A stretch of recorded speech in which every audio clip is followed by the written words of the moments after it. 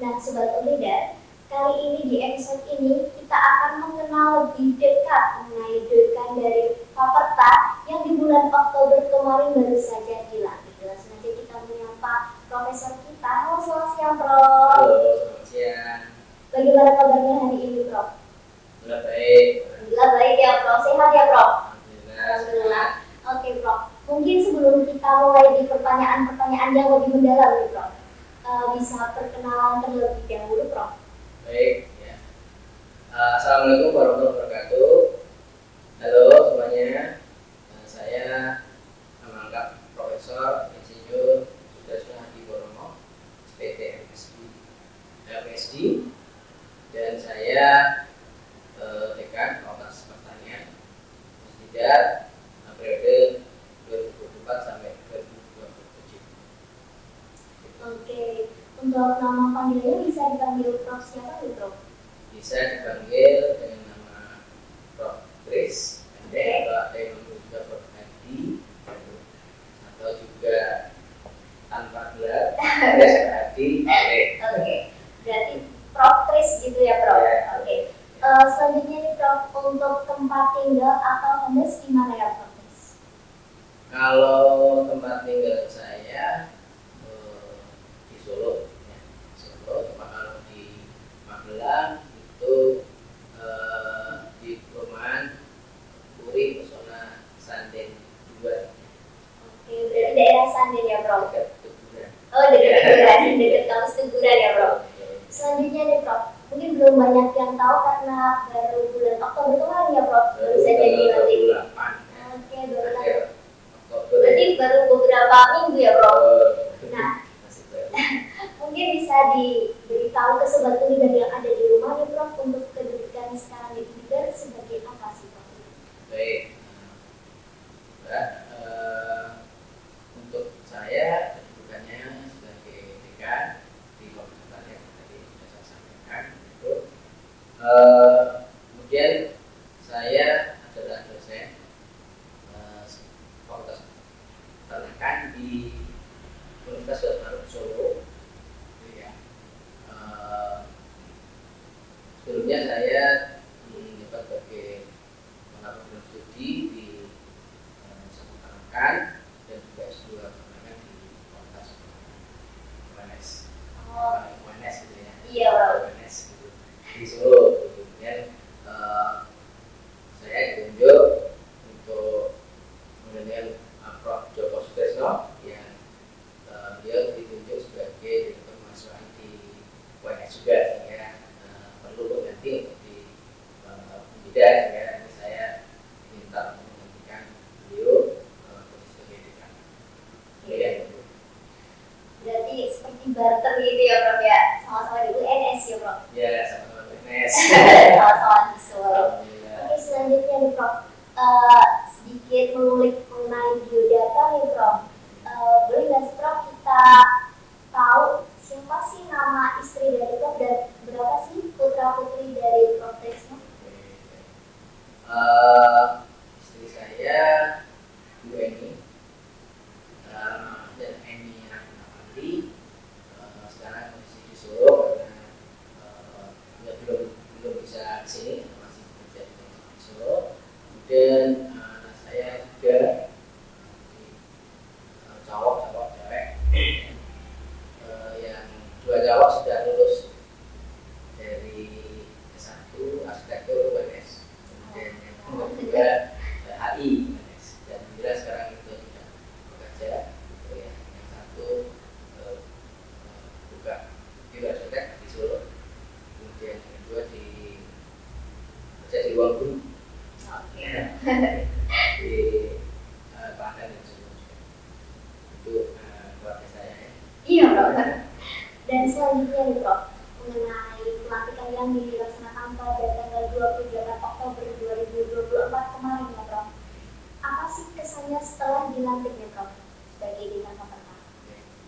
Ya, setelah dilantik secara resmi saya menjadi dekan, ya tentu saja saya merasa bahagia dan berbangga karena diamanahi sebagai dekan itu suatu amanah yang tidak yang juga, tapi juga hal ini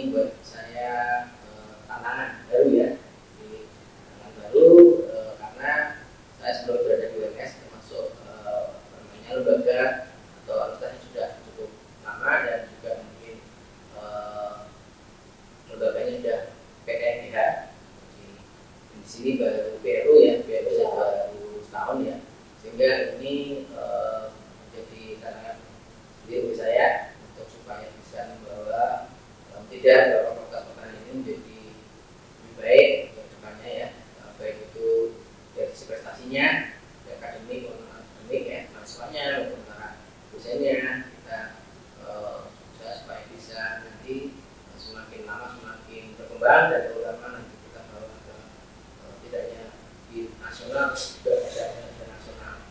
Oke.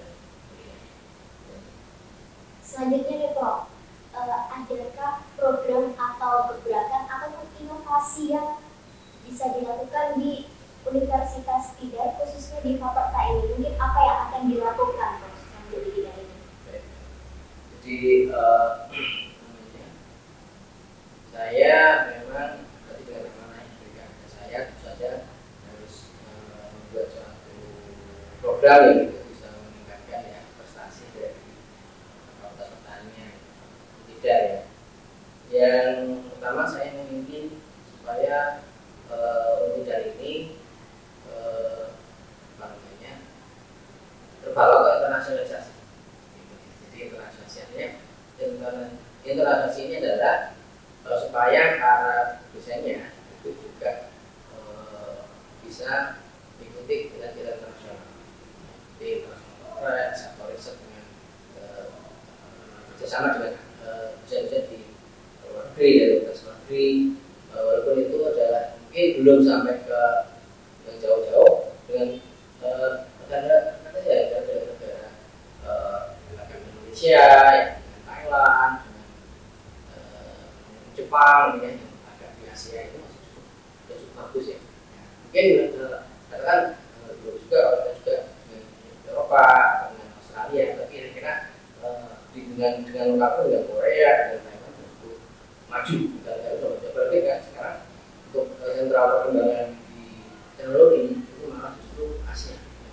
Sekarang ya seperti China, Jepang, ya, Korea, Taiwan itu juga akselerasinya sangat cepat, gitu. Sehingga kita kalau misalnya bersama dengan mereka, dosen maupun mahasiswa, apalagi sekarang dengan adanya kampus merdeka, ya, dengan PKN itu terbuka ruang untuk kita kuliah di luar kampus, ya kan? Luar kampus, terutama dengan exchange dengan kampus luar negeri, itu akan meningkatkan performance dan prestasi kita. Ya. Terutama ini apa namanya untuk IQ ya. Jadi kampus ini kan apa namanya ada yang namanya indikator kinerja utama yang itu juga harus tercapai ya. Sama ini Tidar juga sebagai brand IPLU yang baru ini kemarin kami juga rapat di rektorat dengan Pak Rektor juga mempunyai target-target KU atau kinerja utama. Ya, ada 8 ya indikator utama, yaitu untuk IQ yang pertama dan kedua itu adalah prestasi mahasiswa, ya, termasuk juga mahasiswa tetap mendapatkan pekerjaan, ya, itu juga merupakan KU. Kemudian juga termasuk mahasiswa belajar di luar kampus, ya, di luar negeri termasuk misalnya itu juga merupakan KU yang nomor 2. Dan KU nomor 3, 4, dan 5 itu dosen, ya, dosen dengan termasuk juga dosen penelitian di luar negeri atau penelitian di luar institusi di kita, katakan di kampus yang besar, atau mungkin juga diberi untuk kolaborasi itu akan meningkatkan IKU tadi, ya. Dan juga publikasi internasional itu juga merupakan IKU juga, ya. Dan juga kompetensi dosen, kompetensi dosen juga merupakan target indikator kinerja juga. Kemudian yang KU yang nomor 6, 8 ini terkait dengan prestasi institusi, ya, fakultas maupun prodi. Itu kerjasama juga, kerjasama dengan lembaga lain itu meningkatkan kinerja juga. Dia juga ini akreditasi prodi, ya, akreditasi program studi dan institusi. Ini di Fakultas Pertanian ini ada 3 program studi yang akan dilakukan akreditasi internasional. Sedang berjalan prosesnya, yaitu program studi agroteknologi, program studi peternakan, dan program studi aquaculture atau perikanan. Dan satu pendidikan biologi ini di luar dari fakultas, tapi ini yang jadi satu untuk kelas juga merupakan program kita untuk internasionalisasi. Jadi walaupun dari mungkin masih jadwal baru, tapi saya kira ini kalau kita membawa para SDM kita itu ke nasional itu akan cepat akan lebih cepat kemajuannya, atau akselerasinya untuk lebih maju. Itu ya mungkin itu yang nanti akan ingin saya lakukan. Kalau ya, saya usul program ke depan itu yang akan saya support dan saya lakukan di program nantinya. Oke, baik Prof. Sampai ya Prof dan untuk program-program. Iya, dari maunya ya. Semoga sukses untuk membuat kandidat ini ya Prof. Dan selanjutnya nih Prof, kan ini sudah beberapa minggu di Universitas Tidar ya Prof. Sekarang tanggal 12 Prof. 12, ya, berarti 14 hari ya. Berarti pas 2 minggu ya Prof. Ya.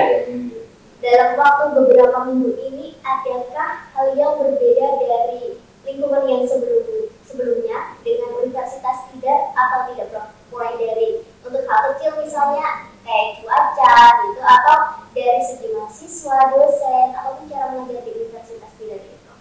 Oke, jadi ini sebenarnya 2 minggu belum begitu bisa menangkap perbedaan, tapi sudah ada sedikit perbedaannya. Jadi yang pertama adalah dosen-dosen kita ini masih banyak yang anak muda di pertaniannya, terutama ini mungkin usianya bisa dikatakan 40 bawah, ya, 40 bawah juga banyak. Jadi ini beda dengan di tempat saya yang lama itu ya variatif ya, jadi ada yang muda tapi yang muda sedikit ya, jadi muda yang sudah senior gitu. Di tempat saya yang jadi UNS gitu ya. Jadi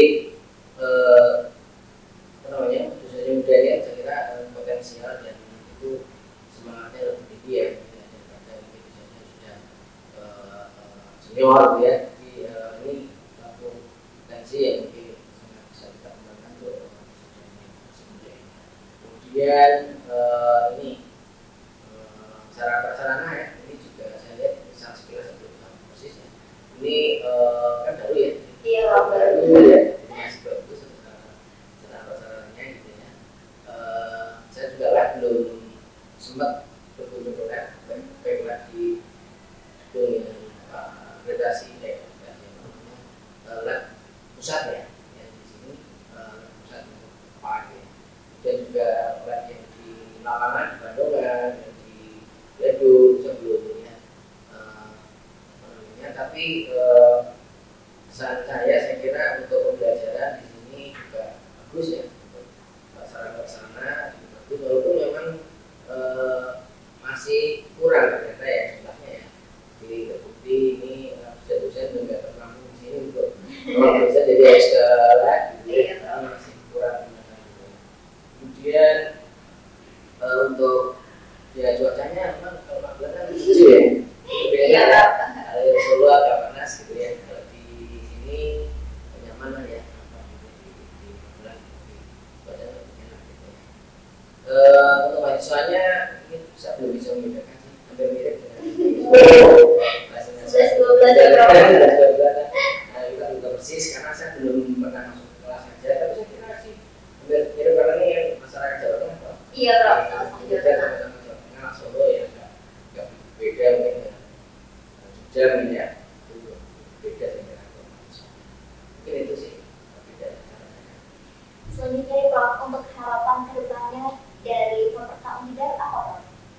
Oke, harapan saya Unidar tambah maju dan berkembang hebat sesuai dengan ini lambang dari Unidar. Namanya adalah pengelolaan. Pengelolaan itu kemana terbang belajar dan kuat, tajam dan cepat. Nah, itu pengelolaan sehingga ini kita berharap terutama kota petani tidak pun kita berharap bisa menjelajah, artinya kan tadi internasionalisasi dan juga kuat gitu, dari SDM-nya kuat dan tajam dan cepat, jadi artinya untuk perkembangannya nanti bisa sesuai apa tadi tepat ya dalam waktu 3 tahun ya intinya saya sampai 2027 ya insya Allah menjengar ya 2027 ini kita supaya bisa berbicara tentang ini bisa berkembang cepat kita berharap itu ya. Semoga terwujud ya Prof. Amin. Ini kan tadi sudah ngobrol-ngobrol sedikit serius ya Prof, ini mengenai pelantikan bulan Oktober kemarin ya Prof. Mungkin Sobat Kutidar boleh dikasih tahu nih Prof terkait makanan favorit atau hobi Prof apa sih Prof?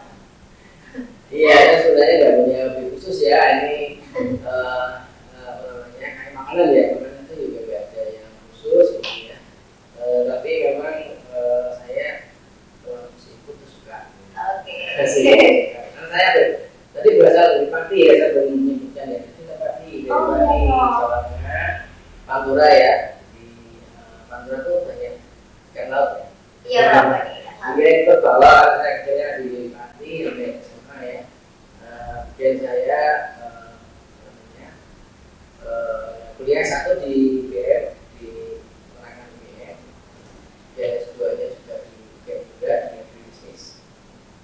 Kemudian S3 saya di National Central University di Taiwan. Taiwan yang maju ya. Iya Prof. Ya.